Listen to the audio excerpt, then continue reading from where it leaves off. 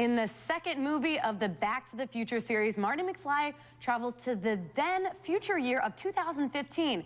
Now that we've officially rang in the new year, eager fans are able to see exactly what the movie got right and wrong about the future.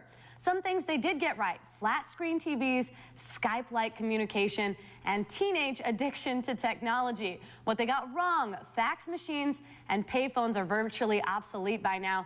And we're still waiting on those flying cars, which you're about to see, the self-lacing shoes, and of course, those hoverboards, kind of. There are hoverboard prototypes that were released just a few months ago, but the movie was actually set on the date of October 15th, 2015.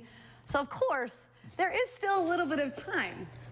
I mean, there's definitely time to get those flying cars going. Oh, definitely. I tell you what, I'm in the market for a new flying car. I will say, I'm pretty much, I have my hopes up for the self-lacing shoes. Like, it's like cool. The definition of lazy. Stick your feet in and boom. I know, it would be great. So, I mean, and apparently Nike has like a patent on it now, so hopefully it happens soon. Thank you so much for joining us tonight, or today.